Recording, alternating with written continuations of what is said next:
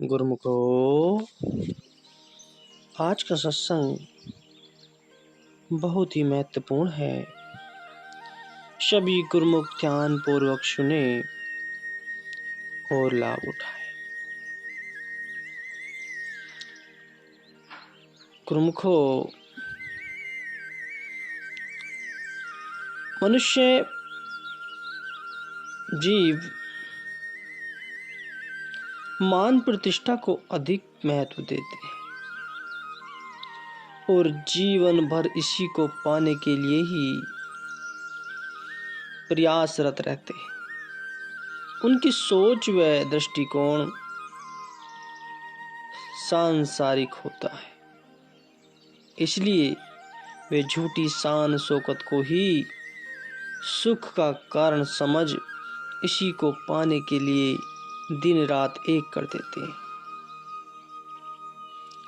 लेकिन यह बाह्य खुशियां स्थायी नहीं होती। पल भर की इन खुशियों के पश्चात जीवन में फिर दुख ही दुख मिलता है। इसलिए जो बुद्धिमान होते हैं वे अंतर्मुखी होकर इन अस्थायी खुशियों से कोसों दूर रहते हैं और सद्गुरु से आत्मधन पाकर सही मायनों में जिंदगी जीते हैं। गुरुमुखो, एक महात्मा जी एक राजा के महल में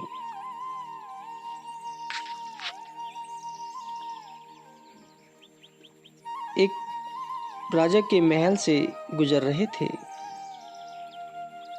उनके पांव में जूते नहीं थे। राजा की दृष्टि उनके नंगे पांव पर पड़ी। राजा धर्मात्मा वृत्ति का था।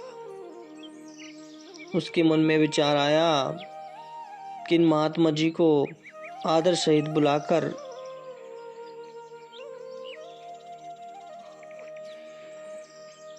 इनके पांव में जूते पहना देने चाहिए ताकि इनके पांव तपन से बच सके।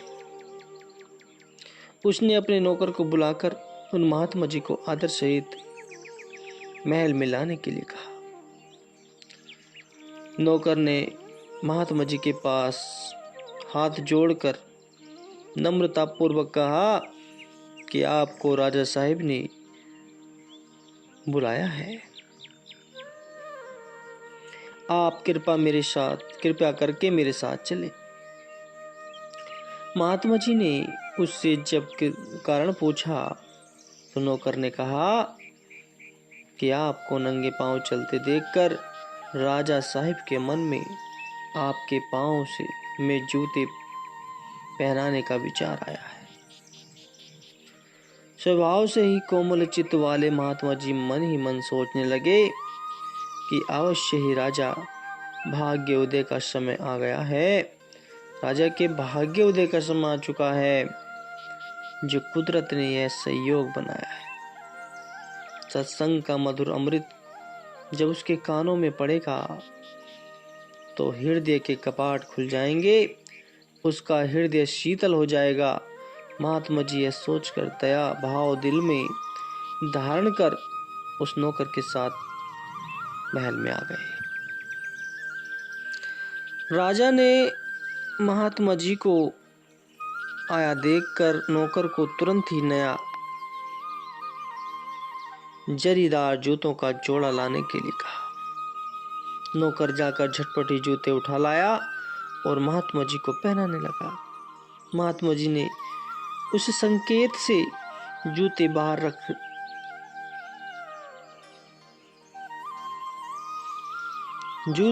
रख कर आने के लिए कहा। राजा द्वारा पूछने पर महात्मा जी ने कहा कि ये जूते मेरे इन कपड़ों के साथ क्या शोभा देंगे। राजा ने भी महसूस किया कि बात तो ठीक है। उसने नौकर को दोबारा भेजकर उसके साथ की पोशाक लाने को कहा। पोशाक को देखकर महात्मा जी ने उसे भी बाहर रख देने को कहा। राजा ने हैरान होकर पूछा कि अब क्या बात है। महात्मा जी ने कहा कि मैं इतनी बहुमूल्य पोशाक में जूते पहनकर अगर पैदल ही चलूं तो क्या वह शोभा देगा। राजा ने सहमति प्रकट करते हुए नौकर को एक अच्छा घोड़ा ला देने का हुक्म किया।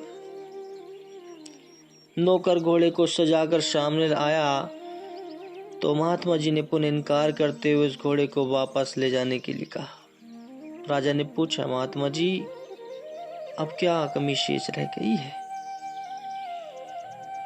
महात्मा जी ने कहा कि इतनी कीमती वस्त्र पहनकर यदि मैं इस घोड़े पर सवार होकर किसी जंगल में से निकलूं तो मुझे बहुत मालदार जानकर अगर डाकू मेरे पीछे लग जाएं तो मेरे पास अपने बचाव के लिए कुछ भी नहीं है।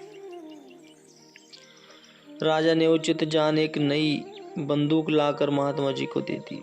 महात्मा जी बोले कि मेरे पास तो कोई घर घाट नहीं है, इतना सारा सामान लेकर मैं कहाँ घूमता फिरूंगा।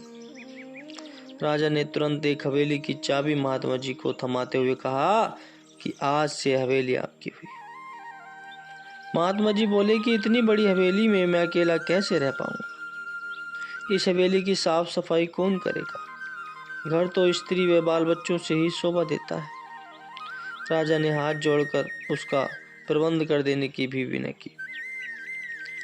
महात्मा जी बोले कि राजन, घर गृहस्थी तो बन जाएगी परंतु परिवार का कोई सदस्य यदि बीमार पड़ गया और भगवान को प्यारा हो गया तो उसके गम में रोना भी पड़ेगा। वह पीड़ा कौन सहेगा। राजा बोला कि परिवार की खुशियों में आप सम्मिलित होंगे तो दुख का भागी भी आपको ही बनना पड़ेगा। महात्मा जी ने कहा कि फिर तो ये सब पदार्थ आप संभाल कर रखो जो थोड़ी परंतु अस्थायी खुशियां देकर ढेर सारा गम दे दे। मेरे पास ऐसे पदार्थों की कमी न थी क्योंकि मैं भी तुम्हारी तरह एक राजा ही था। यह तो संतों की कृपा से उनकी शरण में जाने से मुझे ज्ञान और विवेक मिला कि अंत में इन पदार्थों का परिणाम बड़ा दुखदायी होता है। इसलिए मैंने सच्ची और स्थायी खुशियां प्रदान करने वाले सद्गुरु शब्द से अपनी सुरती को छोड़कर हृदय की तपन मिटाई है। राजा यह सुनकर महात्मा जी के चरणों में गिर पड़ा और कहने लगा कि मैं तो सोच रहा था कि आपके पांव में जूता पहनाकर मैं आपके पांव को तपन से बचाऊंगा, लेकिन आपने आकर मेरे हृदय की जन्म जन्मांतरों की तपन को मिटाने का राज बतलाकर अपार कृपा की है। मैं दिन रात चिंता और भय में ही जीवन व्यतीत कर रहा हूँ। आप कृपा करके मुझे भी नाम की दात बख्शिश कीजिए ताकि मैं जीवन का सही अर्थ जान जीवन को आनंदमय बना सकूं। महात्मा जी ने राजा की विनय को स्वीकार करके उसे सच्ची दात प्रदान कर खुशहाल कर दिया। कोई बिरले भाग्यशाली जीवों को ही संतों के संग में आने का शुभ अवसर मिलता है। गुरुवाणी में वर्णन आया है, जाके मस्ता की कर्म प्रभि पाए, साध सरणी नानक ते आए। कि प्रत्येक प्राणी के मन में साधु संतों की सेवा का ख्याल उत्पन्न नहीं होता। यह राजा का सौभाग्य था कि उसे महात्मा जी का सानिध्य मिला, नाम की अनमोल दात मिली, जिसे प्राप्त करके और उसकी कमाई करके वह अपने मन और इंद्रियों का राजा बन गया। महात्मा जी ने राजा को उपदेश देते हुए फरमाया कि जब मैंने राजपाट को ठुकरा कर सद्गुरु की शरण ग्रहण की तब लोगों ने कहा कि यह सब कुछ छोड़कर चला गया, परंतु इस राज को कोई विरले ही जानता है कि सब कुछ पाने के लिए पहले सब कुछ खोना ही पड़ता है। झूठा और और असत्य पदार्थों को खोकर ही सत्य को पाया जा सकता है। सत्य तो यह है कि अगर मिथ्या पदार्थों को दिल से नहीं हटाओगे तो भी एक न एक दिन वह तुम्हें स्वयं छोड़ जाएंगे।